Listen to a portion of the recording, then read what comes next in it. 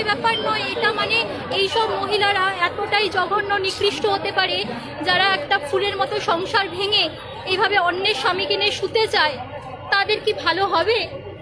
আমি এটাই জানতে চাই। সেও তো একটা মা, সেও তো তার ঘরেও তো একটা বাচ্চা আছে, তার বাচ্চার সাথেও তো এটা হতে পারে আগামী দিনে।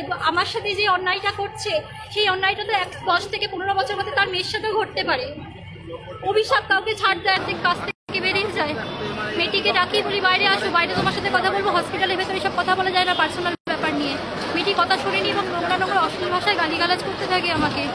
তারপর কোথা থেকে কি হাতুড়ি তুলে ঘরের পেছন ঘরে আমাকে, তখন কথা বলছিলাম, বচ্চসা হচ্ছিল ওর সাথে, একটি ঘর থেকে ঢুকিয়ে কোথা থেকে হাতুড়িটা বার করে আমাকে মাথায় মেরে বলছে তাড়াতাড়ি আসো দেখো, আমাকে মেরে ফেলার চেষ্টা করছে। ততক্ষণে অলরেডি আমার মাথায় অ্যাটাক করে দিয়েছে। আমি যদি ওকে মারার চেষ্টা করতাম তাহলে তো ওর হাতে বা কোথাও শরীরে কোথাও নখের আঁচড় থাকতো বা কিছু থাকতো, ও কোনো প্রমাণ দিতে পারবে না। ও আমাকে বেধড়ক মেরেছে, আমার নাক ফাটিয়ে দিয়েছে।